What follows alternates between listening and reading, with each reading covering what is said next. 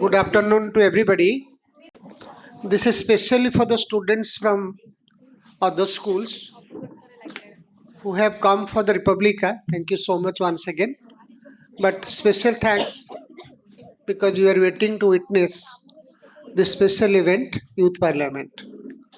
Before we begin to present this, uh, kindly allow me to briefly outline the very purpose and modalities behind the Youth Parliament.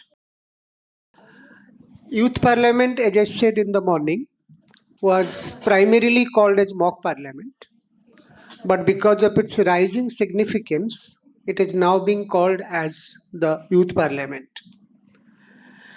Youth Parliament is actually not presented in the manner what we are doing, because we are presenting it as an event.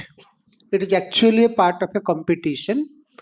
Different schools organize Youth Parliament. The members of the Ministry of Parliamentary Affairs, Union of India, Government of India, they visit the school with the jury, select 4 schools, and all the 4 schools, selected schools, the primary round, they'll visit the parliament in the Mavalankar auditorium. They'll again present either the same script or different script, and the winner will be selected there. This is actually the competition. Yespur, we of course are far away from Delhi, far away from Parliament. This is not a drama. My trainer once told me that it is not a drama, but there is an element of drama in it. I think everybody can easily differentiate between the two. I repeat again, this is not a drama, but there is an element of drama in it. So this is a small group of around 45-47 students who will be presenting for another 1 hour. In this duration, I'll not allow any one of you to talk, to clap, even if you find something very interesting. Because this is the temple of democracy, audience is not allowed to interrupt in any way to the lawmakers. The esteemed lawmakers are now sitting on the stage. In front of you, the speaker, during the center stage, in front of her, the Secretary General, who is a bureaucrat. To the right of the speaker, always traditionally, is the treasury bench, the ruling party, and to the left hand side, you have the opposition. So normally the ruling party members are more, opposition party members are less. In the next 1 hour, you shall witness many business of the house, starting with obituary, then oath taking, introduction of new ministers, 0 hour, calling attention motion, bill for consideration, privilege motion, entry of the foreign delegates, the press is also sitting there. So 13 list of business has been included here. So I'll request everybody to be patient, calm and quiet. Enjoy the presentation. With the permission of Ma'am Principal, we should begin. Thank you, Ma'am. Marshal, please. Honorable members, Honorable Speaker,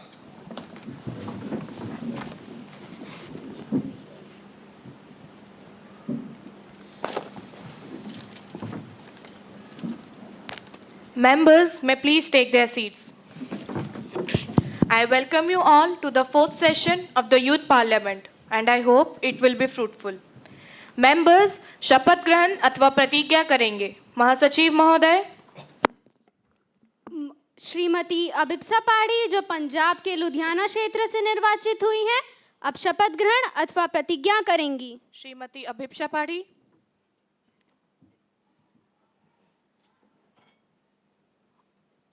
महोदया, आप शपथ ग्रहण करेंगी या प्रतिज्ञा लेंगी? शपथ ग्रहण करूंगी श्रीमान. महोदया, आप किस भाषा में शपथ लेंगी? पंजाबी में श्रीमान. मैं अभिप्सा पाड़ी जो लोकसभा दी मेंबर चुनी गई हाँ, रब्दी सौ चुक दिया कि मैं कानून द्वारा स्थापित भारत दे संविधान प्रति सच्ची श्रद्धा ते निष्ठा रखांगी. मैं भारत दी प्रभुता ते अखंडता नू कायम रखांगी ਤੇ ਜਿਸ ਪਦ ਨੂੰ ਮੈਂ ਗ੍ਰਹਿਣ ਕਰਨ ਵਾਲੀ ਹਾਂ ਉਹਦੇ ਫਰਜ਼ਾਂ ਨੂੰ ਸ਼ਰਧਾਪੂਰਵਕ ਨਿਭਾਵਾਂਗੀ।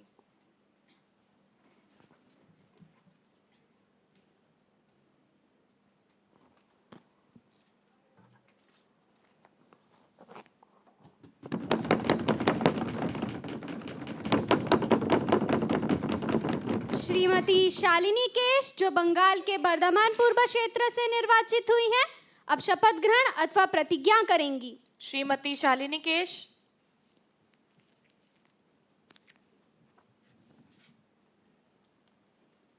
महोदया, आप शपथ ग्रहण करेंगी या प्रतिज्ञा लेंगी? मैं शपथ ग्रहण करूंगी श्रीमान। महोदया, आप किस भाषा में शपथ लेंगी? बंगाली में श्रीमान।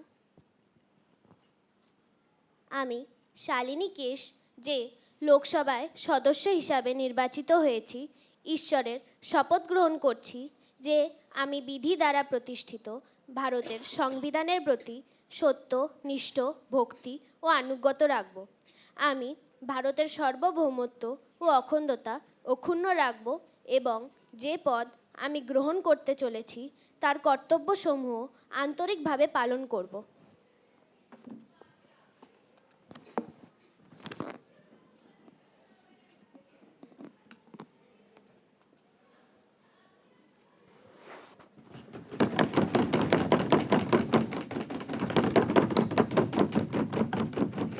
श्रीमान अश्विनी कुमार साहू जो ओडिशा के संबलपुर क्षेत्र से निर्वाचित हुए हैं, अब शपथ ग्रहण अथवा प्रतिज्ञा करेंगे। श्रीमान अश्विनी कुमार साहू।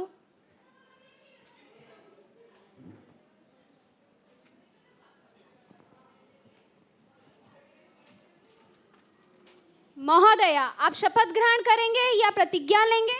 मैं शपथ लूंगा श्रीमान। महोदया, आप किस भाषा में शपथ लेंगे? ओडिया में श्रीमान।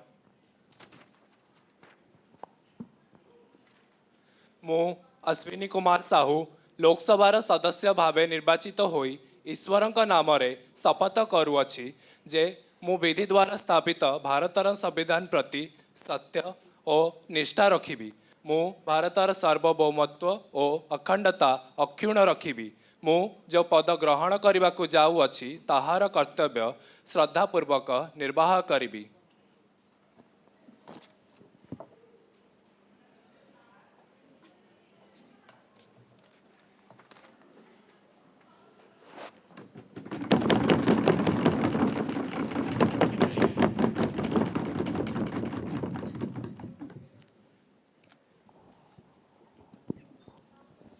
माननीय सदस्यगण, क्योंकि आज हम 2 महीने के पश्चात मिल रहे हैं तो मेरा ये दुखद कर्तव्य है कि मैं सदन को श्री धर्मेंद्र दियोल जी जो इस सदन के सदस्य थे उनके निधन की सूचना दूं।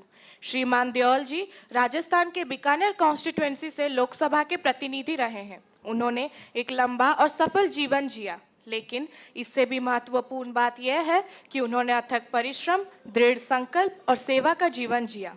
उन दिनों जब हम पार्लियामेंट की लाइब्रेरी में बैठ के अलग अलग विषयों पर चर्चा करते थे, तब उन्होंने मुझसे एक बहुत ही खास बात कही थी जो आज भी मेरे कानों में गूंजती रहती है, और वो मैं इस पूरे सदन को बताना चाहूँगी। उन्होंने कहा था कि जनता का सेवा करना केवल हमारा कर्म ही नहीं बल्कि हमारा धर्म भी है। इससे विचार रखने वाले हमारे धर्मेंद्र जी आज हमारे समक्ष नहीं हैं, और उनका निधन मुझे ये एहसास दिला रहा है कि इस सदन ने केवल अपना एक सदस्य ही नहीं बल्कि मैंने अपना एक सच्चा दोस्त भी खोया है। आज इस घड़ी में हम सभी के लिए एक बहुत ही दुखद समय है कि हम सब ने एक सच्चे देश प्रेमी और देश सेवक को खोया है। इस वक्त मैं चाहूँगी माननीय प्रधानमंत्री जी और विरोधी दल के नेताजी अपना शोक प्रकट करें। माननीय प्रधानमंत्री जी। महोदया, श्री धर्मेंद्र जी के निधन से मुझे गहरा दुख पहुंचा है। मुझे उनके साथ एक सहकर्मी के रूप में काम करने का सौभाग्य मिला। महोदया, आपने जैसे अपना अनुभव इस सदन में प्रस्तुत किया, वैसे ही मेरा भी एक अनुभव है उनके साथ, जो मैं इस सदन के सामने पेश करना चाहूँगा। एक शाम जब हम मिले थे, प्रधानमंत्री और सांसद के तौर पर नहीं बल्कि समान आदर्शों से बंधे 2 सहयोगी के तौर पर, तब हमारी बातचीत लोगों के इर्द गिर्द ही घूमी थी। महोदया, वो पल मेरे दिल में आज भी बसे हैं। उनके व्यक्तित्व में एक अनोखी ईमानदारी साफ झलकती थी। उनके सरल, हृदयस्पर्शी और ज़मीनी स्तरों बातचीतों में मुझे एक ऐसी व्यक्ति की सच्ची भावना पता लगी जो हर दिन अपने देश और अपने लोगों के लिए तत्पर थे। उनके देहांत हो जाने के बाद देश को जो दुख और कष्ट पहुंचा है, मैं उसको अपने 2 पंक्तियों में व्यक्त करना चाहूँगा। वो सियासतदान नहीं, एक फ़िक्रे ज़िंदगी थे। वो सियासतदान नहीं, एक फ़िक्रे ज़िंदगी थे, जिन्होंने मुल्क के हर कोने में उम्मीदों का चिराग जलाया। आज उनके जाने से राहें वीरान हैं, मगर उनकी आवाज़ आज भी तरन्नुम बन हर दिल में गूंज उठती है। धन्यवाद महोदय। विरोध घर के नेता श्रीमती सारिका जी अब अपना शोक प्रकट करेंगे। महोदया, मैं आपके और प्रधानमंत्री जी द्वारा दिए गए श्रद्धांजलि से खुद को पूरी विनम्रता के साथ संबोधित करती हूँ। श्री धर्मेंद्र दियोल जी के साथ एक सहयोगी के रूप में काम करना मेरे लिए एक परम सौभाग्य था, एक ऐसा अनुभव जो हमेशा मेरे हृदय में अमर रहेगा। दोस्तों, कई ऐसे अवसर आए जब हम दोनों ने चाय की चुस्कियों के साथ राष्ट्रीय और जनहित विषयों पर चर्चा की, खामियां निकाली, रास्ते ढूंढे और नतीजे तक भी पहुँचे। उनके काम करने का अंदाज, उनका दृढ़ संकल्प और उनका विनम्र स्वभाव मुझे सदा प्रेरित करता रहा। वो सिर्फ शासन दल के साथी नहीं, बल्कि इस पूरे सदन के अपने थे, हर मन के, हर पक्ष के। साथियों, आज जब हम उन्हें याद करते हैं तो ऐसा लगता है कि इस सदन का एक मूल आधार, एक स्तंभ हमसे दूर हो गया हो। भगवान उनकी आत्मा को शांति दे। मैं अपने तथा अपने दल के ओर से उनके शोक संपन्न परिवार को पूरी संवेदना और श्रद्धांजलि प्रकट करती हूँ। धन्यवाद। The House may stand in silence for a while to express our deep sorrows.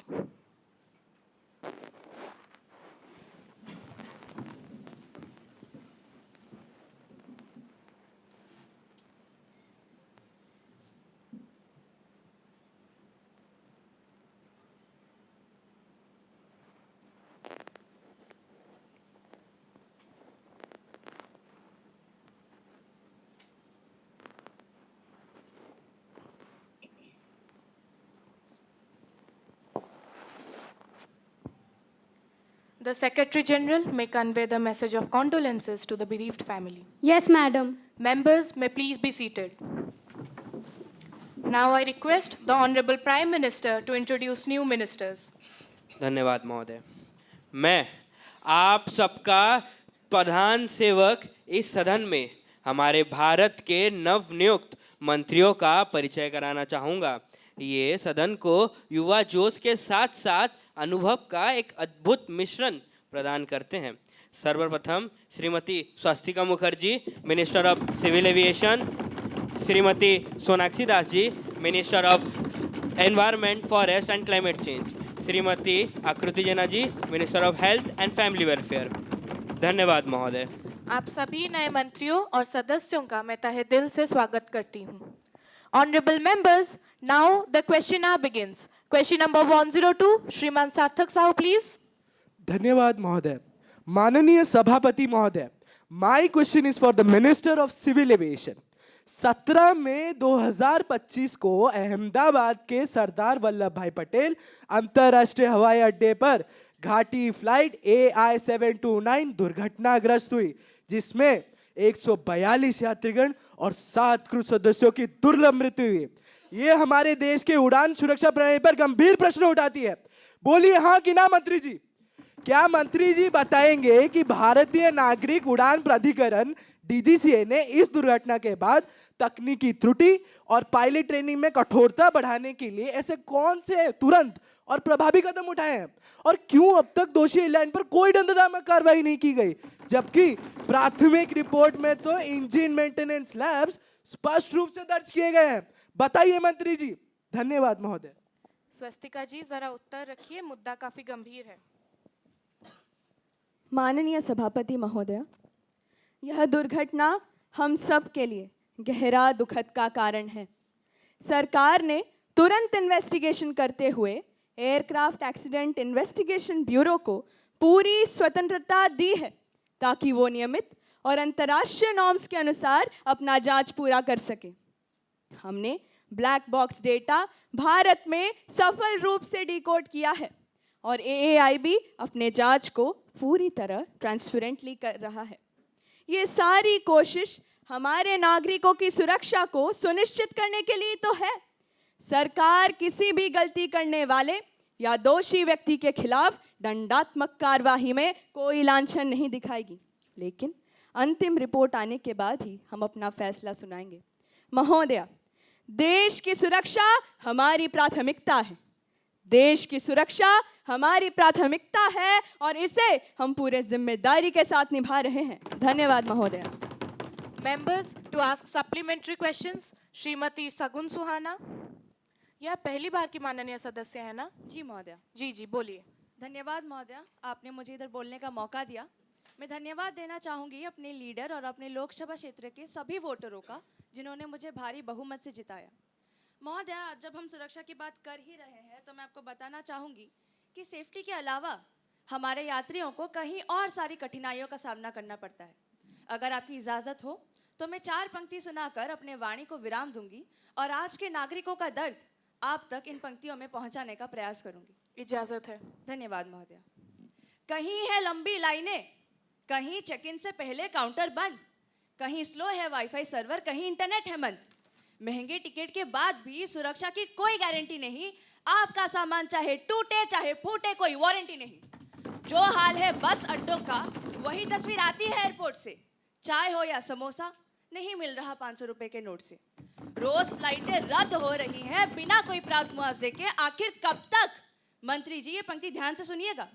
आखिर कब तक आम आदमी मरता रहे एयरपोर्ट के छत गिरने के चोट से? जनता की मुश्किलें तो पल भर में दूर हो जाएं। महोदया, जनता की मुश्किलें तो पल भर में दूर हो जाए अगर सरकार को फुर्सत मिले अपने चुनाव या वोट से। शगुन जी, आपकी शायरी तो बढ़िया रहा, कृपया अपना सवाल पेश करें। जी महोदया, अभी अपने मुद्दे पे। महोदया, मैं आज मंत्री जी से सिर्फ एक ही प्रश्न पूछना चाहूँगी कि जब इनकी सरकार सुरक्षा का इतना दावा करती है तो क्या ये स्पष्ट नहीं है कि पीड़िताओं के परिवारों को अभी तक पूरी कंपनसेशन नहीं दी गई है? इंटरिम सिर्फ 25 लाख रुपए की ही क्यों दी गई है, जबकि एयर इंडिया और टाटा ग्रुप दोनों ने 1 करोड़ रुपए की जिम्मेदारी स्वीकार की थी? धन्यवाद। महोदया, मुझे तो लगता है महोदया, ये सरकार और टाटा की मिली भगत है। पैसा कहाँ से आएगा? महोदया बैठ जाइए, आप अभी प्रश्न नहीं पूछ सकती हैं। जी महोदया, परंतु प्रश्न पूछना भी तो आवश्यक है। जब आपको मौका दिया जाएगा तब आप पूछिएगा। जी महोदया। मंत्री जी, आप बोलिए। माननीय सभापति महोदया, प्रश्न शायद विपक्ष को याद हो कि पिछले 10 साल में विमान सुरक्षा में जितनी प्रगति हमारी सरकार ने की है उतनी किसी ने नहीं देखी महोदय, किसी ने नहीं देखी। लेकिन विमान की तीव्र वृद्धि से आने वाली परिस्थितियों का सामना करना पड़ेगा और इसका समाधान भी हम ही देंगे। सभी बोइंग ड्रीमलाइनर का निरीक्षण सरकारी एजेंसियों की देखरेख में हो रही है और सुरक्षा प्रोटोकॉल पर 0 टॉलरेंस है। महोदया, सुन रही है ना आप? सुरक्षा प्रोटोकॉल पर 0 टॉलरेंस है। जब कोई गलती होगी तो कार्यवाही भी होगी, लेकिन विरोध के शब्द जैसा भय फैलाने का काम हम कभी नहीं कर सकते। हादसों पर भाषण देना तो आपकी पहचान है महोदया, हादसों पर भाषण देना तो आपकी पहचान है। समाधान लाना हमारी शान है। राजनीति की ऊंचाइयां नहीं महोदया, सुन लीजिएगा, ये आपके लिए है।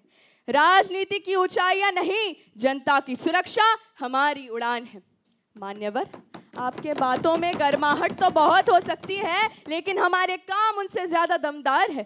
खैर, अगर आपको इतनी समझ होती तो आज आप हमारे जगह में होते।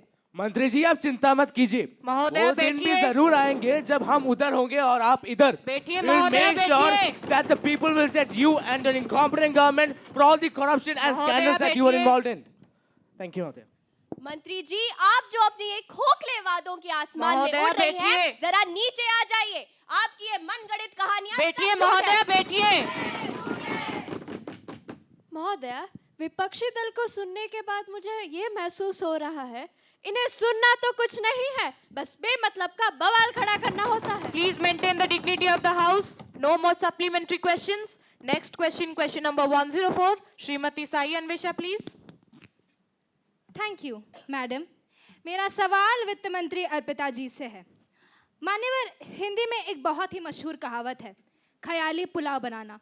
जिसका अर्थ इस सदन में उपस्थित हर सदस्य बहुत अच्छी तरीके से जानता होगा। ख्याली पुलाव बनाने का अर्थ है मनगढ़ंत कहानी बनाना, जिसमें हमारी वित्त मंत्री जी खूब ही ज़्यादा माहिर है। मंत्री जी, आपने जीएसटी रिफॉर्म्स को बढ़ाने का दावा किया है, पर क्या आपको नहीं लगता कि ये रिफॉर्म्स सिर्फ और सिर्फ एक छोटे मोटे बैंडेड का काम कर रही हैं, जिससे खून तो कम हो जाएगा पर जख्म और दर्द वैसे के वैसे ही रहेंगे? क्या असली जीएसटी 2.0 के लिए आपकी सरकार ने कोई रोड मैप तैयार किया है जो एमएसएमईज और आम आदमियों को राहत दे, या फिर आपके रिफॉर्म भी सिर्फ वोट बैंक पॉलिटिक्स तक ही सीमित है? मंत्री जी, मुझे तो एक चीज का बहुत ही ज्यादा डर है कि कहीं इनके ये रिफॉर्म्स इनके चुनावी वादों की तरह खोखले ना निकले। आज इस सदन में मैं मंत्री जी के लिए 2 पंक्तियां पेश करना चाहती हूँ। मंत्री जी, ध्यान से सुनिएगा। वादों की बारिश तो खूब हुई इस बार, वादों की बारिश तो खूब हुई इस बार, पर जमीन पर नमी तक नहीं आई यार। वादों से देश नहीं चलता जनाब। मंत्री जी, वादों से देश नहीं चलता जनाब, कभी अमल से भी आजमाइए सरकार, कभी अमल से भी आजमाइए सरकार। धन्यवाद माननीय। Honourable minister of finance please. धन्यवाद अध्यक्ष महोदय। महोदय, अन्वेषा जी और विपक्ष दल को हम भी 2 पंक्ति सुनाना चाहेंगे। गौर से सुनिएगा मोहतरमा। विरोधियों के वादे तो बहुत हसीन लगते हैं, विरोधियों के वादे तो बहुत हसीन लगते हैं, मगर अर्थव्यवस्था तो उनके सपनों में ही बढ़ते हैं। महोदय, हमने काम करके दिखाया है और उन्होंने तो बस हवा में महल बनाया है।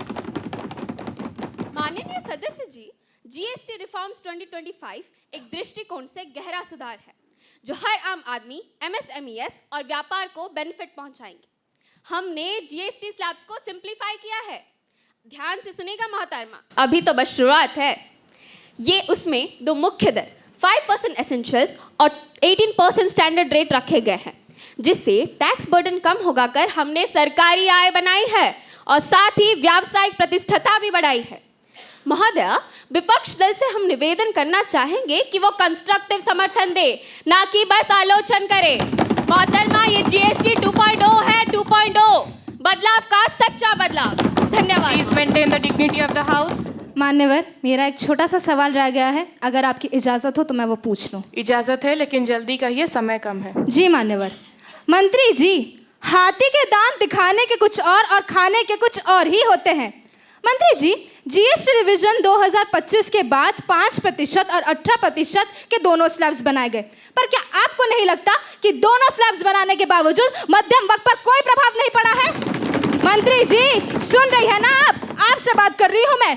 एसेंशियल्स पर 5% और बाकी वस्तुओं पर 18% के टैक्स से सरकार क्या आम जनता को महंगाई के बोझ तले दबा देना चाहती है?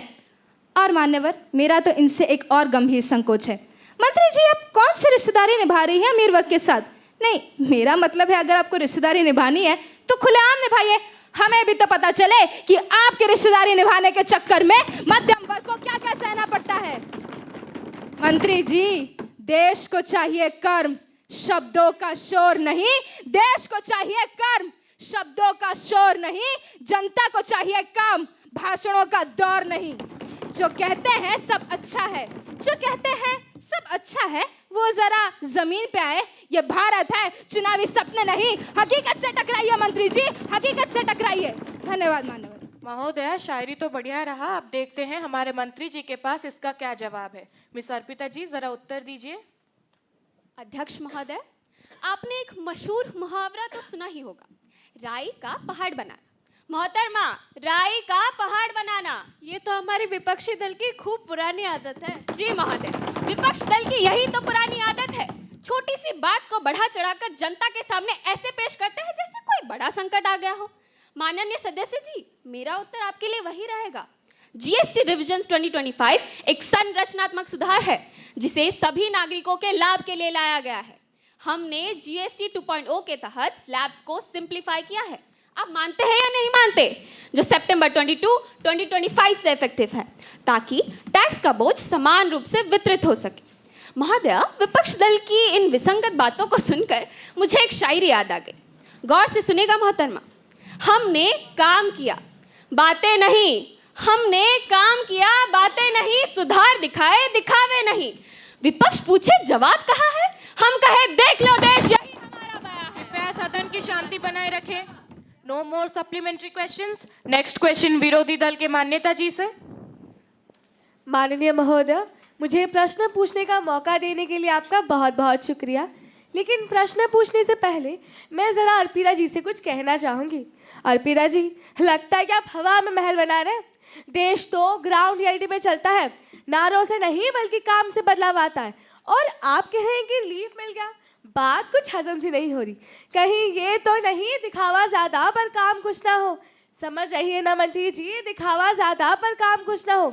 आखिर जनता को असलियत चाहिए, सिर्फ बयान नहीं। महोदय, आपका सवाल कहाँ है? जी महोदय, इसी बात को ध्यान में रखते हुए मेरा प्रश्न ये है कि जीएसटी रिविजन्स के बाद आने वाली कंप्लेंट्स का स्थायी रूप से हल निकालने के लिए आपकी सरकार ने क्या क्या दीर्घकालिक योजना अपना रही है? उत्तर दीजिए मंत्री जी, उत्तर दीजिए। जरा सदन को कॉन्फिडेंस में तो लीजिए। धन्यवाद महोदय। माननीय वित्त मंत्री जी, मुद्दा अभी भी जारी है, क्या जवाब देना चाहेंगी आप? धन्यवाद अध्यक्ष महोदय। मान्यता जी, आपका ये कहना कि हम सपनों की दुनिया में हैं, मैं इसे एक भरी भरी चुनौती के रूप में लेती हूँ। लेकिन मान्यता जी, आपके सवाल में मिर्च मसाला ज़्यादा है और तर्क कम। आपकी बातें तो ऐसी है जैसे ऊस चाटने से प्यास बुझाना, कहने में अच्छी लेकिन ज़मीन पर बेअसर। हम जीएसटी कंप्लायंस की समस्या को जड़ से मिटाने पर विश्वास रखते हैं, ना कि बस जख्म पर पट्टी बांधने पर। मान्यता जी, आपने रिलीफ का दावा या बर्डन छुपाया पूछा है ना? अरे महोदय, ये तो वही बात हुई कि जब घर में आग लगी और कुआं खोदने निकले। देश के मुद्दे छोड़ दीजिए और मंत्री जी से बस मुहावरे गिनवा दीजिए। आप मेरी उत्तर सुन तो लीजिए पहले। कब से सुनी रहे हैं मंत्री जी? इनको सुनना कुछ है नहीं महोदय। कृपया सदन की शांति बनाए रखें। सवालों का जवाब दे दीजिए। Please maintain the dignity of the house. मोहतरमा, आप ये सब छोड़े, मेरे उत्तर और भावनाओं को तो समझे। अरे मंत्री जी, भावनाओं से राजनीति ना चले। हाँ मोहतरमा, राजनीति कैसे चलानी है वो हम देख लेंगे। आप आज की छोटी दिक्कत देख रहे हैं, हम कल की बड़ी राहत। हम बोझ नहीं छुपा रहे, हम सिस्टमिक गलती को ठीक कर रहे हैं। वास्तविकता तो यही है कि हम सिर्फ मुंह बोली बातें नहीं करते मोहतरमा, हम आंकड़ों को जमीन पर उतारते हैं। धन्यवाद महोदय। Next question, question number 117, Shrimati Adya ji please. धन्यवाद सभापति महोदय। मेरा सवाल गृह मंत्री जी से है। 138 अमेंडमेंट के बाद मैं बस ये पूछना चाहती हूँ कि क्या ये कानून न्याय के लिए बना है या नए तरीके से विरोध दबाने के लिए? क्या ये सही है कि एक प्राइम मिनिस्टर, चीफ मिनिस्टर या मिनिस्टर को सिर्फ 30 दिन के डिटेंशन पर बिना कन्विक्शन के कुर्सी से हटा दिया जाए? क्या अब इनोसेंट अंटिल प्रूवन गिल्टी का मतलब बदल गया है, या गिल्टी होने के लिए बस ऑपोजिशन में होना ही काफी है? मंत्री जी, जब एजेंसीज रात को अपनी फाइल्स खोलती है और सरकार सुबह गिर जाती है, तो क्या ये संशोधन उन्हें रिमोट कंट्रोल नहीं दे देता? काव्या जी, सुन रही हैं ना आप?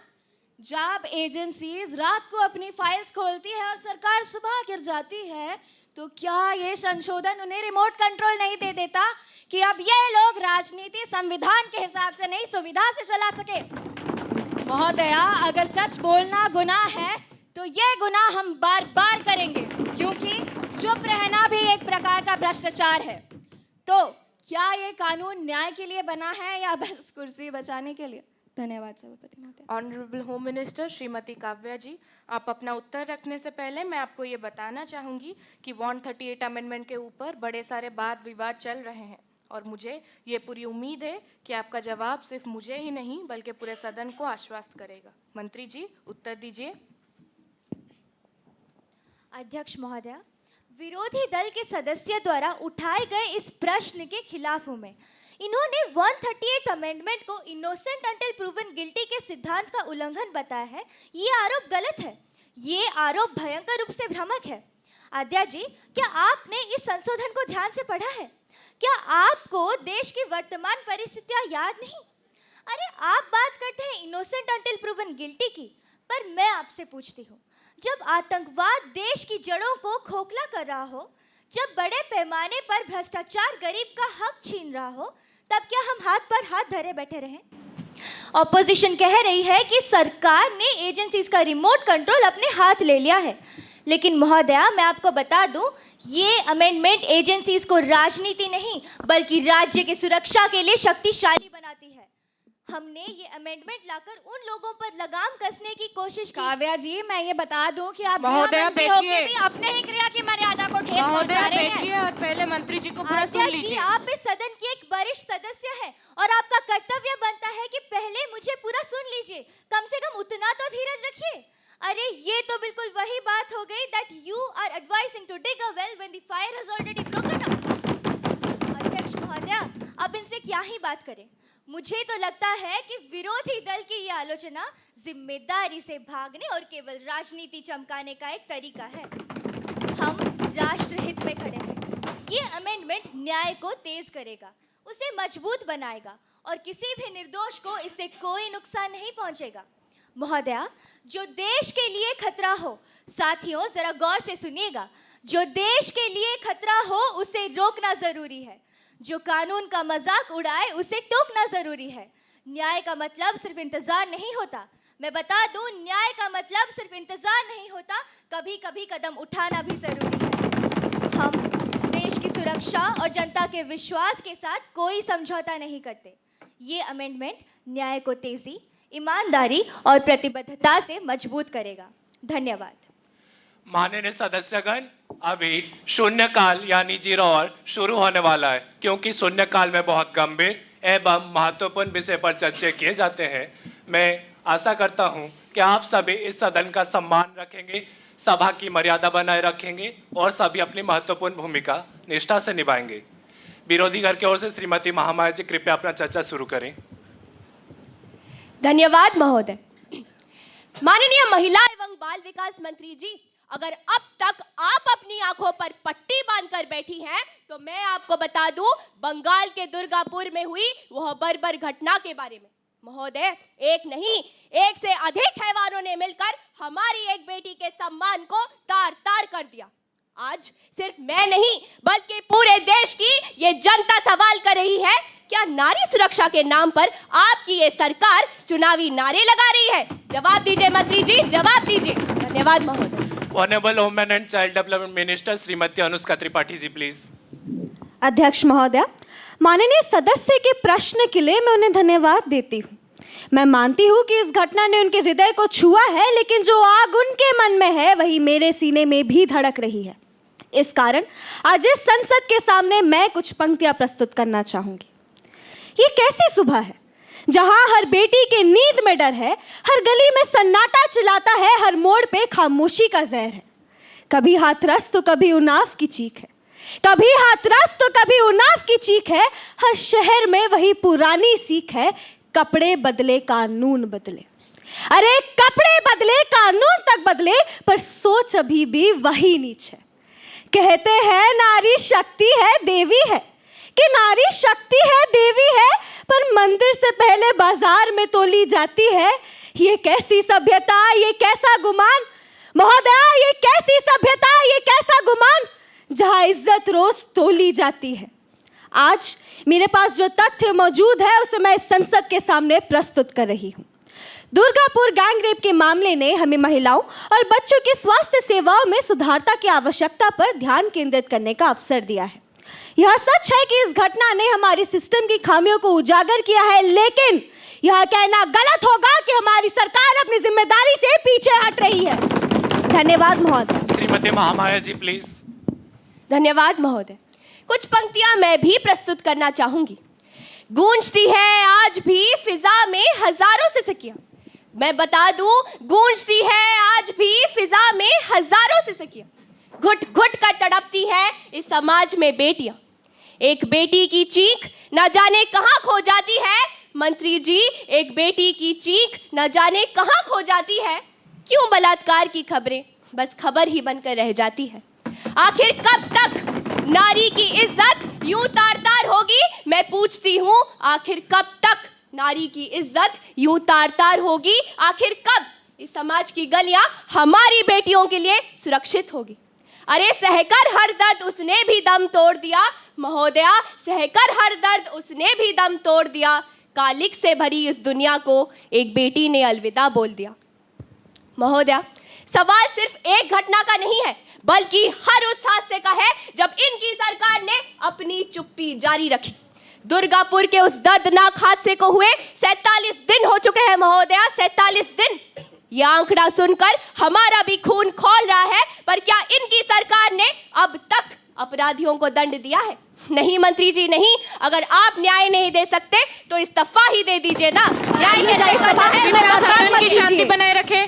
मंत्री जी, आप अपने महिला शक्तिकरण के झूठे दिलासे अपने पास ही रखिए। आप कितनी चिंतित है वो आपके खोखले दावों से साफ पता चल रहा है।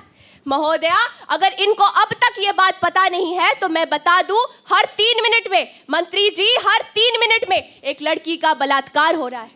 हर 5 मिनट में एक महिला बाल शोषण का शिकार हो रही है और हर 10 मिनट में एक महिला को जला दिया जा रहा है। और आप कहती है कि आप चिंतित हैं। अरे रखिए अपनी ये चिंता अपने पास। आपकी तो पूरी की पूरी सरकार ही नाकामयाब है। शर्म करो मंत्री जी, शर्म करो। कृपया सदन की गरिमा मंडन करें। महामाया जी, आप बैठ जाइए। आज आप काफी जज्बाती लग रही हैं। नहीं महोदया, मैं तो सिर्फ हकीकत को बयां कर रही हूँ। ठीक है, आप हकीकत बयां कर रही हैं, लेकिन पहले मंत्री जी को पूरा सुन लीजिए।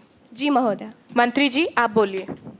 माननीय सभापति महोदय, विपक्ष दल के सदस्य महामाया जी के द्वारा मेरे और मेरे सरकार के खिलाफ झूठे इल्जाम लगाए गए हैं। मैं उनसे अनुरोध करूंगी कि पहले मेरा पूरा उत्तर तो सुन लीजिए।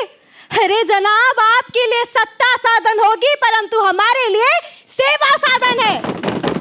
आप कहती है कि मैं इस्तीफा दे दूं, लेकिन आपके अंदर तो मेरे उत्तर को सुनने की क्षमता तक नहीं है। महोदया, एक काम कीजिए, जरा विक्स की गोली खा लीजिए, कहीं आपके गले में खिच ना हो जाए। माननीय महोदया, एक नारी होने के वास्ते क्या आपको सचमुच ऐसा लगता है कि मैंने और मेरे सरकार ने इस विषय में कुछ भी नहीं सोचा? अरे विरोध का काम विरोध करना होता है, अंध विरोध नहीं। हम हर स्तर पर काम कर रहे हैं, चाहे वह पुलिस की ट्रेनिंग हो, न्याय प्रक्रिया को तेज करना हो या फिर महिलाओं को आत्मरक्षा के लिए सशक्त बनाना हो। धन्यवाद महोदया। शुक्रिया मंत्री जी। महामाया जी, आप अपनी चर्चा जारी रखिए। धन्यवाद महोदय। मंत्री जी का कहना है कि सत्ता हमारे लिए सेवा का साधन है, पर अफसोस की बात तो ये है कि जनता को आपकी ये सेवा सिर्फ चुनावी स्क्रिप्ट में ही नजर आती है। विपक्ष का काम जरूर विरोध करना है, पर अंध विरोध तो वो करता है जिसके पास तथ्य नहीं होते। महोदया, आज मेरे पास तथ्य है, आंकड़े हैं और जमीनी हकीकत भी है। मंत्री जी, क्या है आपके पास कोई जवाब? अरे हमें दिख रहा है कि the criminal law amendment act 2013 और the sexual harassment of women at workplace prevention prohibition and redressal act 2013 जैसे कानून होने के बावजूद महिलाएं अब भी सुरक्षित क्यों नहीं है? निर्भया घटना के बाद मंत्री जी ने महत्वपूर्ण कदम उठाने का दावा किया था, फिर भी हाथरस, उन्नाव और हाल ही में मणिपुर जैसे घटनाएं क्यों हो रही हैं? मंत्री जी, आप बताइए कि the criminal law amendment act के तहत आपने सख्त सजा की बात की थी, पर क्या कठोर दंड के कारण अपराध रुक गए हैं? नहीं। उन्नाव बलात्कार के मामले में क्या पीड़िता और उसके परिवार को न्याय मिला? नहीं मिला। मंत्री जी, आप एक काम कीजिए, आप पानी ही पी लीजिए, क्योंकि ये सवाल सुनकर आपका तो गला सूख ही गया होगा। धन्यवाद महोदय। मंत्री जी, उत्तर दीजिए।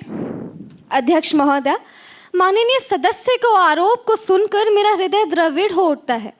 अरे कभी कभी तो लगता है कि आप विरोध के लिए मुद्दा नहीं ढूंढते, आप तो मुद्दे के लिए ही विरोध ढूंढते हैं। लेकिन आज मैं आपको और इस पूरे सदन को यह बताना चाहूंगी कि नारी सुरक्षा हमारी नीति का एक स्तंभ है, न कि केवल एक नारा। देश भर की पीड़ित औरतों के लिए हमने वन स्टॉप सेंटर और नारी निकेतन स्थापित किए हैं, जहां उन्हें चिकित्सा, मनोवैज्ञानिक परामर्श और कानूनी सहायता एक ही छत के नीचे उपलब्ध कराई जा रही है। CCTNS, ICJS और यौन अपराधियों की राष्ट्रीय डेटाबेस NDSO जैसे एडवांस तकनीकी प्रणालियों के माध्यम से हम अपराधियों के ऊपर कड़ी नजरानी रख रहे हैं और न्यायिक प्रक्रिया को तेज कर रहे हैं। राष्ट्रीय विविध सेवा प्राधिकरण नालसा के साथ मिलकर हम यह सुनिश्चित कर रहे हैं कि महिलाओं को मुफ्त कानूनी सहायता की जानकारी हर एक स्तर पर उपलब्ध हो। महोदय, आज इस संबंध में मैं हमारे पूर्वतन प्रधानमंत्री आदरणीय अटल जी की 2 पंक्तियां प्रस्तुत करना चाहूंगी।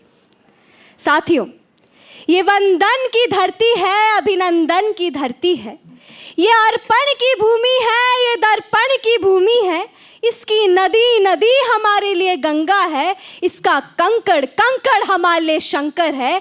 हम जिएंगे तो इस भारत के लिए और मरेंगे तो इस भारत के लिए। धन्यवाद महोदय। मैं आप दोनों की बात से सहमत हूँ। मैं भारत की नागरिक होने के साथ साथ एक महिला भी हूँ। इसके ऊपर गहरी चर्चा करने की अत्यंत आवश्यकता थी एवं इसके प्रति जरूरी कदम उठाना महत्वपूर्ण है। मैं यह आशा करती हूँ कि भविष्य में ऐसे दर्दनाक हादसे दोबारा ना हो और ना ही किसी और महिला को ऐसा कुछ सहना पड़े। जी महोदय, मैं आपकी बात से बिल्कुल सहमत हूँ। धन्यवाद। Yes member. Madam, a serious breach of privilege has been committed by a leading news channel by commenting on the recommendations of University Grants Commission. This channel has attributed dishonest intentions, and I request you to allow me to raise a question on that matter now. Srimati Rishika ji, you may give a due notice along with a CD carrying the news videos, and I shall consider it. You can't spring a surprise on me like this. Madam, I have already given a notice of it at 11 am today. It will be examined when it comes to use. I shall consider it and let you know my decision. Dhanyavad, Mahoday. Honorable members, I have to make an announcement. On my own behalf and the honorable members of the House, I have a great pleasure in extending a warm welcome to the honorable members of the Parliament of Brazil who are on tour to India as our honored guests. The honorable members of delegation are Ms. Camilo Santana, Minister of Education, Mrs. Marina Silva, Minister of Environment and Climate Change, Ms. Catherine Fernandez, Minister of Planning and Budget. It is a very high-powered delegation. The delegation arrived on 24th of November. They are now seated in the special box. We wish them a happy and fruitful stay in our country. We also convey our warm greetings and very best wishes through them to the Honorable President of Brazil, the Prime Minister, the Parliament of Brazil, the government, and the very friendly people of Brazil. Secretary General to report message from the upper chamber of the Youth Parliament. Madam, I have to report the following message from the Secretary General of the Youth Parliament. In accordance with the provisions of rules of procedure and conduct of business in the upper chamber of Youth Parliament, I am directed to enclose a copy of the Coastal Shipping Bill 2025 as passed by the upper chamber at its sitting on 8 August 2025. Secretary General to lay on the table a copy of the bill as passed by the upper chamber. Yes, Madam. I lay on the table the Coastal Shipping Bill 2025 as passed by the upper chamber. Thank you, Madam. Now, let us take a calling attention motion. Leader of Opposition, Srimati Sarika ji, please call the attention of the Minister. महोदया, इस सदन में अपनी चर्चा शुरू करने से पहले दो पंक्तियां रखना चाहूंगी। जब बच्चों की चीखें हवा में खो जाती है, जब बच्चों की चीखें हवा में खो जाती है, जब उनकी मौत सिर्फ एक फाइल का नंबर बन जाती है, तो सवाल ये उठता है कि जिम्मेदारी कहाँ जाती है। तब सवाल ये उठता है कि जिम्मेदारी कहाँ जाती है। क्या अभी इंसानियत भी राजनीति के दफ्तर में सो ही जाती है। जब देश के हर कोने में हवा भी ये कह रही थी कि कॉफ और फ्लू की दवाइयाँ बच्चों की किडनियाँ खा रही है, तब हमारी आदर्शों से भरी सरकार कर क्या रही थी महोदया। क्या आईडीएसपी और आईएचआईपी के अलर्ट सिर्फ फाइलों के अंदर दफन कर दिए गए। अरे मंत्री जी, आपके पैर सही सलामत है ना, क्योंकि जब ब्लॉक लेवल पर चीखें सुनाई दे रही थी तब जमीन पर एक कदम भी नहीं बढ़ा। माननीय सदन, क्या ये सरकार इंतजार कर रही थी कि एक और माँ अपने बच्चों का नाम पुकारते पुकारते बेहोश हो जाए, एक और परिवार की रोशनी बुझ जाए, फिर जाके इनको एहसास होगा कि फाइलों से ज्यादा कीमती जिंदगियां हैं। Members, please maintain the dignity of the House. माननीय स्वास्थ्य मंत्री जी, उत्तर दीजिए। माननीय अध्यक्ष महोदय, सबसे पहले मैं आज ये सदन में स्पष्ट करना चाहती हूँ कि हमारी सरकार बच्चों की सुरक्षा को अपनी सर्वपूर्ण जिम्मेदारी मानती है। हमने आईडीएचपी, आईएचआईपी के माध्यम से सर्विलेंस को हर स्तर पर मजबूत किया है। इसके साथ ही मैं बताना चाहूँगी कि कोई भी ऐसी घटना जो साफ तौर से हमारी नज़रों से छूटे, उसके लिए हम खुद को जिम्मेदार समझेंगे। ब्लॉक लेवल पर तुरंत एक्शन लेने के लिए रैपिड रिस्पांस टीम्स को भी तैनात किया गया है और ये प्रक्रिया दिन प्रतिदिन और बेहतर होती जा रही है। ये कोई फाइलों में बंद करने का काम नहीं है, बल्कि ग्राउंड जीरो से जुड़ी एक जानलेवा लड़ाई है। और क्या है ना सारिका जी, हमारे सरकार का एक ही संकल्प है, ना राजनीति से ना प्रचार से, बल्कि सिर्फ और सिर्फ प्रजा के हित से हमारा काम बोलता है। हमारा काम बोलता है महोदय, बयान नहीं। धन्यवाद महोदय। Miss Sarika ji please. अरे ये सब तो कागजी कार्रवाई है मंत्री जी, ये सब झूठ है। आज मैं बोलूंगी और आप सुनेंगे। सदन की शांति बनाए रखें। क्या इस सरकार का कर्तव्य सिर्फ निंदा प्रस्ताव और एडवाइजरी तक सीमित रह गया है? जब 2022 में 2023 में गाम्बिया, उज्बेकिस्तान, गैमरू और अब छिंदवाड़ा एमपी में एक ही डाइथिलीन ग्लाइकॉल से 100 से ज्यादा, सुन रही है ना मंत्री जी, 100 से ज्यादा बच्चों की मौत हो गई, तो किस आधार पर बिक रही है कॉफ सिरप हमारे देश में? क्या टेस्टिंग अभी तक मैंडेटरी की नहीं गई? क्या ये जवाबदेही की लापरवाही कमी नहीं है? मंत्री जी, जब दवाइयाँ जिंदगी देने के बजाय मौत बन जाए तब दुख व्यक्त कर देने से पर्याप्त नहीं, ये हमारे देश के व्यवस्था पर कलंक है, कलंक। धन्यवाद। ऑनरेबल मिनिस्टर ऑफ हेल्थ, कृपया उत्तर दीजिए।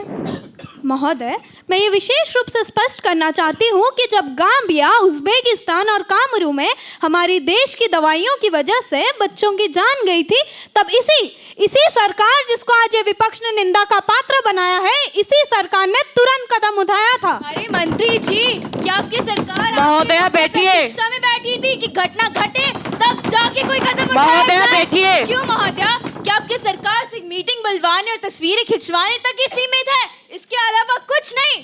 बैठिए महोदया, बैठिए। जनता कहती है, 2 मिनट महोदया। महोदया, जनता कहती है कुर्सियां बदल जाएंगी लेकिन रवैया वही रहता है। क्या यही बदलाव का वादा किया गया था मंत्री जी? आंखें मूंद देना जवाब नहीं, हमें कार्रवाई चाहिए, कार्रवाई। रिमेंबर आकृति जी, governments that are seem to be unstable and quarrelsome by the country are severely punished by the voters. And we, the people of this country, will not condemn anything but a serious and proper answer. महोदय, आप कृपया अपने seat पर बैठ जाइए और मंत्री जी को बोलने दीजिए। आकृति जी, आप बोलिए। महोदय, आप पहले मेरी पूरी बात तो सुन लीजिए। अरे महोदया, बातें तो सुन लेंगे, महोदया बैठिए। कहानियां ही बनाती जा रही हैं। महोदय, विपक्ष का तो काम ही है शोर मचाना, लेकिन कृपया सदन की शांति बनाए रखें। सुन लेंगे, एक बार जवाबों को समझ लेंगे तो और नहीं शोर मचेगा। खैर, मैडम स्पीकर, शेड्यूल एम के अंतर्गत मैन्युफैक्चरिंग यूनिट्स को अब इतनी सख्ती से लागू की जा रही है, यह ऐसी ही तो घटनाओं को मिटाने का प्रयास है। क्या विपक्ष अब भी यही कहेगा कि हमने कोई कदम नहीं उठाया है? यह नीतिगत और संपूर्ण प्रयास है महोदय, ना कि सिर्फ शब्दों का खेल। धन्यवाद महोदय। श्रीमती सारिका जी, आपको आपके सवालों के जवाब मिल गए हैं, आपको और भी कुछ पूछना है? जी महोदया, बस एक और सवाल।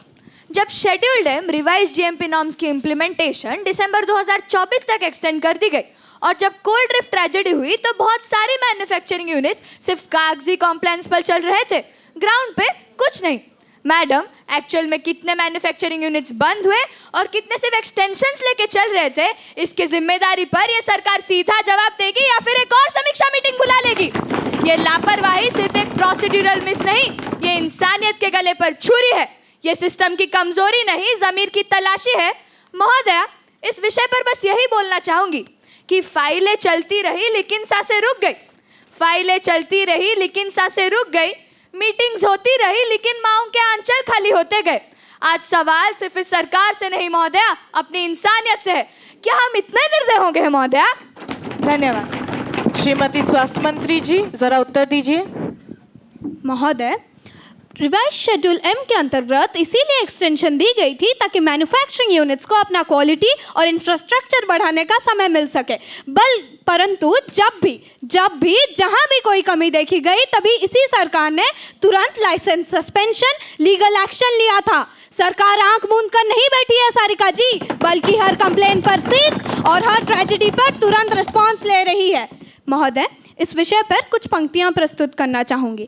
जान की हिफाजत का फैसला कागजों से नहीं होता, जान की हिफाजत का फैसला कागजों से नहीं होता, दीवारों पे लिखे वादों से नहीं होता। जो आवाम की सांसें संभाले उसको क्वालिटी पर समझौता कभी बर्दाश्त नहीं होता। धन्यवाद महोदय। Now the House will take into consideration the Water Amendment Act 2025. Honorable Minister of Environment, Forest and Climate Change, Ms. Sonakshi Das ji, please. Madam Speaker, I rise to move for leave to introduce the bill titled the Water Amendment Act 2025. Honorable Minister, you can introduce the bill. महोदया, bill प्रस्तुत करने से पहले एक शायरी पेश करना चाहूँगी। कभी कावेरी बोली तो कभी गंगा रोई, कभी सिंधु ने कहानी पुरानी दोहराई। हर नदी ने पुकारा संभालो मुझको, पर हमने ही अपनी धारा से राहें मोड़ डाली। हर बूंद में जीवन का गीत बसा है, उस गीत को फिर से गूंजाना हमारा फर्ज बना है। ये सिर्फ कानून नहीं, एक प्रतिज्ञा है कि भारत माँ के हर जल स्रोत की रक्षा हमारी मर्यादा है। जल है तो कल है, ये नारा नहीं, एक संकल्प है। हम सब के हृदय में एक एक वचन है। माननीय अध्यक्ष महोदया, आदरणीय सदस्यगण, हम विकास की चर्चा करते हैं, विकसित भारत की बात करते हैं, लेकिन वास्तविक प्रगति हमारी जीवन धारा यानी जल जैसे मूल संसाधनों के कल्याण से गहराई से जुड़ी हुई है। ये संशोधन एक ऐसे ही लक्ष्य को सुनिश्चित करने की दिशा में एक महत्वपूर्ण कदम है, जो हर नागरिक का जन्मसिद्ध अधिकार भी है और हमारे राष्ट्र की सबसे बड़ी चुनौती भी। यह अधिनियम मौजूदा वाटर रेगुलेशंस में दूरगामी बदलाव लाता है, उन्हें आज की चुनौतियों और भविष्य की ज़रूरतों के अनुरूप ढालता है। इसका ऑब्जेक्टिव है जल संसाधनों के प्रॉपर यूटिलाइजेशन, कंजर्वेशन और मैनेजमेंट को अधिक प्रभावी, टिकाऊ और पारदर्शी बनाना। इस अधिनियम की कार्यप्रणाली 3 मुख्य स्तंभों पर आधारित है। पहला, संरक्षण, दूसरा, दक्षता और तीसरा, सम्यता यानी equity. The water amendment act 2025 कोई बोझ नहीं है, ये एक नेशनल इन्वेस्टमेंट है, एक रेजिलिएंट इकोनॉमी, एक सस्टेनेबल फ्यूचर और हमारे आने वाली पीढ़ियों के हेल्थ एंड प्रॉस्पेरिटी में एक इन्वेस्टमेंट। मैं इस सदन से कोऑपरेटिव फेडरलिज्म और एनवायरमेंटल कॉन्शियसनेस की भावना में इस ऐतिहासिक कानून के पारित होने का सर्वसम्मति से आग्रह करती हूँ। धन्यवाद महोदया। अब विरोधी दल के सदस्य श्रीमती अवनी जी से मैं अनुरोध करती हूँ कि वो विरोधी दल के तरफ से अपना मत रखें। श्रीमती अवनी जी प्लीज़। माननीय सभापति महोदया, इस सभा में मुझे बोलने का मौका देने के लिए आपका तहे दिल से शुक्रिया। But madam, do you also not agree that this legislation is purely draconian? माननीय मंत्री जी का कहना है ये बिल ईज ऑफ लिविंग का है, बट महोदया मुझे तो लगता है ये ईज ऑफ डूइंग पॉल्यूशन का बिल है। ये बिल तो असल में कहता है उद्योगपति भाइयों आइए आइए, हमारी नदियों में ज़रा सा जहर घोल के जाइए। महोदया, हमारे कानून में इम्प्रिजनमेंट एक निवारक दंड है, लेकिन सरकार ने उसी अपराधी को खुला छोड़ दिया है। आई वंडर महोदया, आई ट्रूली वंडर ये ईज ऑफ लिविंग किसके लिए यूज़ किया गया है? उस बिजनेसमैन के लिए जिसका मुनाफा बढ़ेगा, या उस कॉमन मैन के लिए जो प्रदूषित पानी पीकर जानलेवा बीमारियों का शिकार बनेगा? धन्यवाद महोदया। मंत्री जी उत्तर दीजिए। विपक्ष के मेरे मित्र ने अभी जो बयान दिया उसे सुनकर मुझे हंसी भी आ रही है और थोड़ी निराशा भी हो रही है। ये कैसी राजनीति है जहां हर अच्छी चीज में इन्हें जहर ही जहर नजर आता है? महोदया, ये ईज ऑफ डूइंग पॉल्यूशन का नहीं, ईज ऑफ जस्टिस और रैशनल गवर्नेंस का बिल है। पहले के व्यवस्था में एक छोटे से प्रोसीड्यूरल या टेक्निकल डिफॉल्ट के लिए भी उद्योगपतियों को जेल की धमकी दी जाती थी। क्या आप एक फैक्ट्री मालिक को जिसने पेपर वर्क में गलती कर दी उस बड़े अपराधी के बराबर खड़ा कर देंगे जिसने जानबूझकर नदी में जहर घोला है? महोदया, ये बिल उस कॉमन मैन के लिए भी है जिसके लिए आप यूं मगरमच्छ के आंसू बहा रहे हैं, क्योंकि जब छोटे उद्यमी को जेल का डर नहीं होगा तो इकोनॉमिक एक्टिविटी बढ़ेगी, रोजगार पैदा होगा और इससे देश का... जी, ये सब जो आप बढ़ा चढ़ा कर कह रहे हैं वो किताबी बातें हैं। आप इस बिल का सारांश अभी प्रस्तुत करें। मुझे पता है, मुझे और भारत की 140 करोड़ जनता को भी पता है जो वर्णन आप कर रही हैं वो आप कदापि नहीं करने वाली। अरे मोहतरमा, ये कोई कहानी नहीं, ये हकीकत है। आप जो कह रही है वो विधेयक को समझ कर कहिए। महोदया, वो इस सदन की एक वरिष्ठ सदस्य हैं, कृपया इनके मर्यादा का भी ध्यान रखें। कभी कभी बड़ों को भी समझाना पड़ता है महोदया। मैं सभी सदस्यों से ये अपेक्षा करती हूँ कि वो एक दूसरे का सम्मान करेंगे और मर्यादा में रह के बात करेंगे। मंत्री जी, आप बोलना जारी रखिए। विपक्ष पूछता है हमने क्या किया? हमने माइनर टेक्निकल ऑफेंसेस को डीक्रिमिनलाइज किया है। कई बार जब डीक्रिमिनलाइजेशन की बात आती है तो 2 विषय होते हैं। पहला, अनजाने में गलत कार्य करना और दूसरा, जानबूझकर गलत कार्य करना। तो जो जानबूझकर गलती करते हैं वे गलती भी करते रहते हैं और न्यायालय जाकर प्रोटेक्शन भी ले लेते हैं। हम जो प्रबंधन लेके आए हैं उसके अंतर्गत जो हम कई बार कहते रहते हैं, देर है अंधेर नहीं। महोदया, मेरा मानना है कि देर ही अंधेर है। अरे मंत्री जी, आपने कहा कि आपके लिए देर ही अंधेर है, लेकिन हमें तो चारों तरफ अंधेरा ही अंधेरा दिखाई दे रहा है। महोदया, जरा विधेयक को ध्यान से पढ़िए और अपना मत रखिए, क्योंकि चर्चा तो सब कर लेते हैं पर जब फैसला करने का वक्त आता है तो कहीं और ही नजर आते हैं। विरोध पक्ष से यह अनुरोध है कि इस ईज ऑफ पॉलिटिकल ड्रामा से ऊपर उठकर इस बिल का समर्थन करें। धन्यवाद महोदया। श्रीमती आयोनी जी, इस बिल के समर्थन में क्या कहना चाहेंगी आप? माननीय सभापति महोदय, इस अहम विषय पर मेरी राय सुनने के लिए मैं आपको धन्यवाद कहना चाहूँगी। महोदय, मैं इस बिल का पूरी तरह से समर्थन करती हूँ और मैं उस शोरगुल और भय आधारित राजनीति को सिरे से खारिज करती हूँ जो अभी अभी इस सदन में सुनाई दी गई है। विपक्ष के माननीय सदस्य श्रीमती अवनी जी ने बड़े ही नाटकीय अंदाज में इम्प्रिजनमेंट अथवा कारावास की मांग की है। अध्यक्ष महोदय, ये कैसा तर्क है? क्या जेल की सलाखें ही अब पर्यावरण का एकमात्र रक्षक है? विपक्ष कहता है कारावास निवारक है।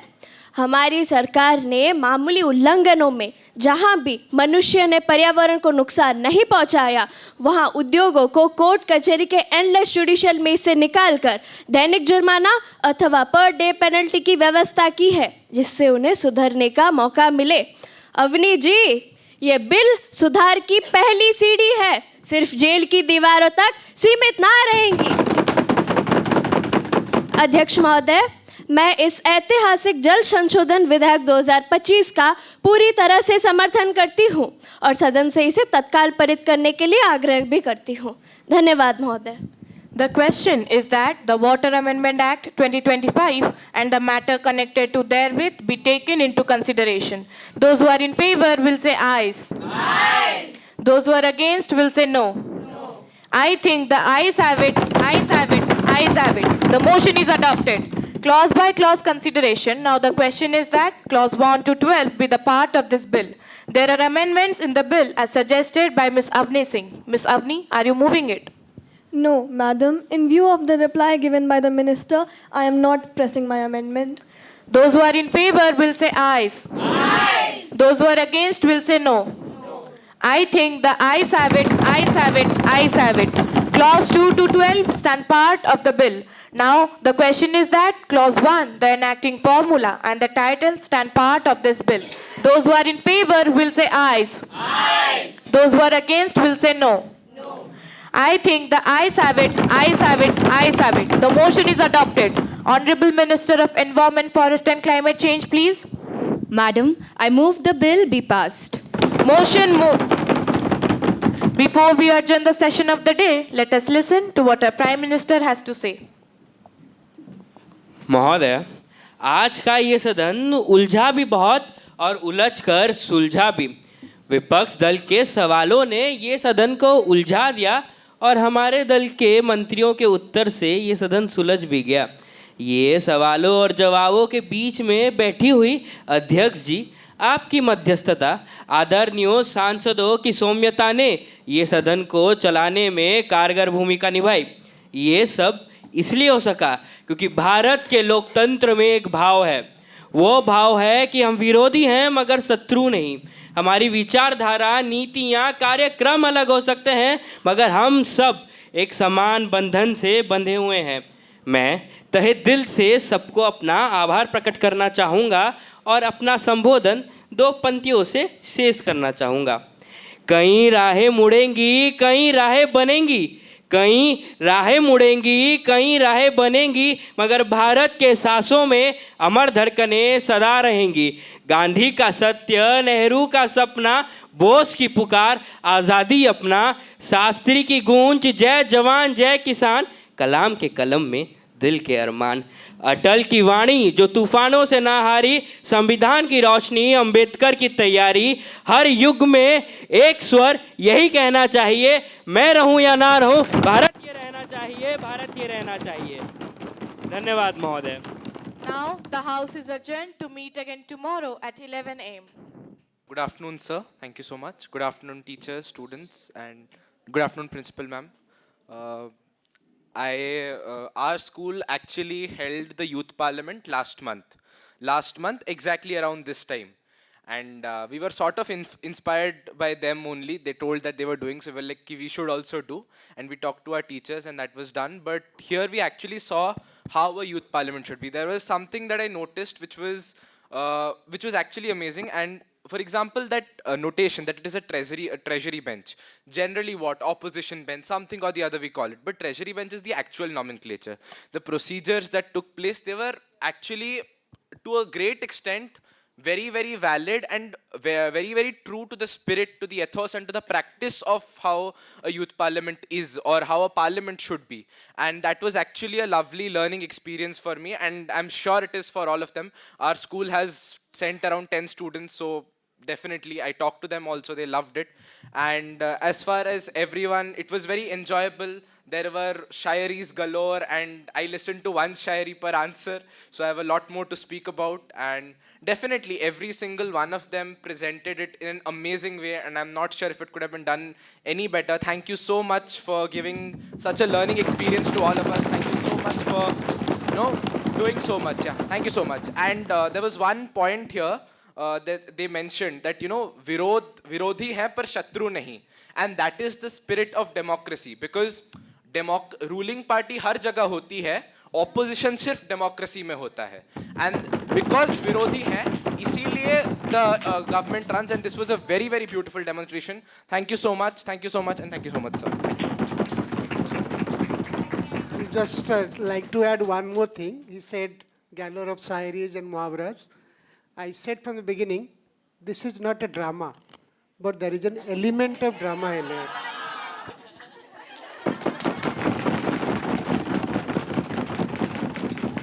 Any teacher, any student, please. Yeah, please come forward.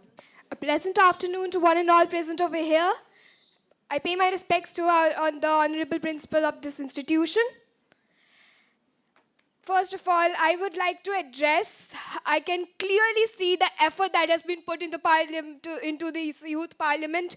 Please, everyone, please give a huge round of applause for how much effort each and every minister has put into their work. The speaking skills was 10 out of 10. I would really appreciated the speaking skills, and I really appreciate how the arguments were placed neatly, cleanly, and completely audible and understandable. I also really appreciate how the ruling party respected the opposition party and vice versa. That is very, very beautiful to see. I also love the points that have been placed by the opposition. The questions were really good. I personally was also a participant of the youth parliament in our school, and I really can say we learned a lot from the DAV Chandrasekharpur youth parliament. I repeat, we learned a lot from the DAV Chandrasekharpur youth parliament. Thank you so much. Any teacher? Other schools, please. DAV Kalinganagar, Pukariput. Please come, sir. Good afternoon, ma'am. Good afternoon, everyone.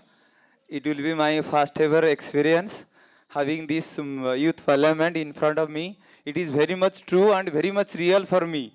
And first of all, I will tell every student of this hall and who are participating this, one line of the Narendra Modi ji could be remembered. मैं रहूं या ना रहूं, देश रहना चाहिए. Put in your mind, everyone. मैं रहूं या ना रहूं, देश रहना चाहिए. Thank you. ये एक्चुअली अटल बिहारी वाजपेयी जी ने शुरू करा था कि दल आते रहेंगे, जाते रहेंगे, सरकारें आते रहेंगे, जाते रहेंगे, लेकिन देश रहेगा. Any other teacher, please? Students, please? Anybody? First of all, I would like to thank Anushka for inviting me to attend this youth parliament. And I think all the teachers present here would definitely agree with me that had we not attended this youth parliament, you would have missed a great presentation by all our students. The confidence, the knowledge about the different issues that we are facing right now, the way you presented each one of them, carried yourself, that confidence, communication, clarity of your thought is truly commendable. So once again, a round of applause for each one of you. Your efforts are truly visible, as your friends said. One last thing, that a big thank you to the mentor and to the Department of Humanities and Commerce as well, truly, and Supervisor Pramod sir and Principal ma'am for giving this opportunity to the children. It is for the first time for me also to witness a youth parliament here on stage. Yes, and I wish that we could have it on the canopy stage so that all the children, at least from standard 9 to 11, all could have witnessed such a wonderful presentation and they could have got a glimpse of the real parliament in action mode here. So I wish, sir, request you next time we can have it on the stage. That's all from my side. Now may I invite Principal ma'am to address our students. Anyone else? Good afternoon, everyone. Actually, after seeing this youth parliament, I actually know the definition of two words. One is confidence and other one is perfection. It is just best and best. Even if I am a science student, but I have much interest in this politics because it is going to help me after future. And everyone should have it. This is actually the best. Before I was in Xavier Dhenkanal, such type of things are also there, but it is a big stage and the plannings are just best. And I actually request all the members, next year it is also best, but next year I want the bestest and I expect the bestest. Amazing, I must say. I wish the parliamentarians could be here to listen to all of you. The way it was presented, the flow of event, the confidence, the style of speaking. I was amazed to see this is really our students or somebody else with the saris and all. Overnight, you people have grown so big. But really, it was really an eye-opener for all of us. And I'm sure those who are sitting here also must have really enjoyed. I have been witnessing this, but year by year, the refinement which is shown, that's the speciality. Thank you, ma'am. We have to improve. Today the bench was here, next year the bench should be here. We should compete with us only, not by others. Just as one of the students said that, they also were inspired and they did it in the school. And I really appreciate his remark that they also have learned something which they are going to take it to their own school. That's the spirit of all DAVians. So I hope in almost all your schools you might be doing it. So this type of platform given to the students will truly make them confident so that once they leave the school, portal of the school, wherever they will go, no one can underestimate them. They will make their own choices, they will make their own livelihood, and they will be a better human being. And thanks to Mr. Nihar Kant Jena sir, he had, I don't know who has scripted everything, but whosoever has scripted, I am telling you, whosoever has scripted, I think a lot of efforts has gone to it. Many efforts have gone. Because each and every word I was listening, you had put so many things and there was not a single error. It was flawless. It was flawless. So thank you to all of you once again. Thank you, Nihar sir, for giving this opportunity to all the students. And thank you, dear student, who have come from other schools. Convey my regards to your principal for sparing you to witness this. Thank you very much. A marvelous afternoon to all our esteemed guests, respected dignitaries, dynamic speakers, and cherished attendees. As this remarkable journey of Republica 4.0 concludes, it becomes my profound privilege and, frankly, my greatest pleasure to capture this moment of achievement and express our deepest appreciation. On behalf of Political Science Department, I, Manyata Das, have the distinct honor to present the vote of thanks. First and foremost, I would like to express our sincere appreciation to the pillars of our institution, our respected Director, Dr. Keshava Chandra Satpathy, whose strategic vision and guidance provide the foundational direction for all our endeavors. Our esteemed Principal, Dr. Sujata Sahu, whose day-to-day leadership, unflinching support, and commitment ensured the successful execution of these grand events. A big hearty thanks to our academic supervisor, Mr. Pramod Kumar Patra, for his unwavering support, patience, and brilliant mentorship for the successful conduct of this event. Our thanks go out to all the performers for sharing their expertise and engaging us with their talent. To all the participants who actively engaged and contributed to the discussions, thank you for making this event meaningful and interactive. A massive round of applause and heartfelt thanks goes to our esteemed panel of judges, Mr. Rupesh Kumar Sahu, Ms. Debasmita Tripathi, Mr. Devabrata Das, Mr. Purnachandra Swai, and our amazing quiz master, Dr. Sarvadaman Singh. Our gratitude also goes to the organizing committee, the student and staff volunteers, and the entire team of humanities who worked tirelessly behind the scenes. Well, vote of thanks remain incomplete without mentioning the man who dreamt of this chimera and have worked on it for the past 4 years. Our beloved Mr. Nihar Kanti Jaina. Sir, your tireless effort in guiding and training us, your vision, without it, the existence of Republica would be absolutely void. Thank you very much, sir, for building this legacy for us. Thank you to everyone in the audience for being here and contributing to the wonderful atmosphere.